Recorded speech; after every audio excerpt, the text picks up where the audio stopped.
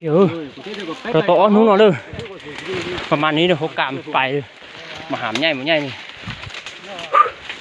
พอเขาเอสด้วยสุดยอดเลยไล่ได้สองมือนะหมูตัวนี้สุดยอดเลยลาบลองลาบขึ้นหมดได้เลยส่งผู้เดียวหมากลัวก็หมาซานด้วยหมาเฮาด้วยก็เลยเห็นหมูแล้วเอื้อนเฮาด้วยหมาเฮาเก่งเลยเขามาหันตาป้าดูนอนนำcon trời đấy tụi đó đấy tụi của nó ngon cóป้าnói vậy nó mò chạy tải táป้าดูnó tải tá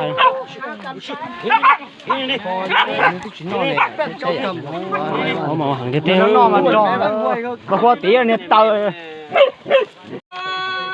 ba đấy là một té đấy nó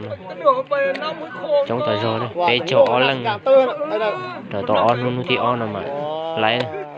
ba tại nào mà tại thư tu hắn ban đi vôเอาละสีมันจะเดินxuốngลงสู่ตัวđấy ơi à chỉ hợp lắm một khăn kia nữa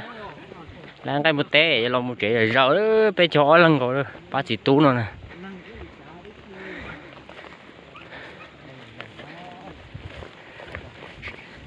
สุดยอดเลยมื้อนี้น่ะจวด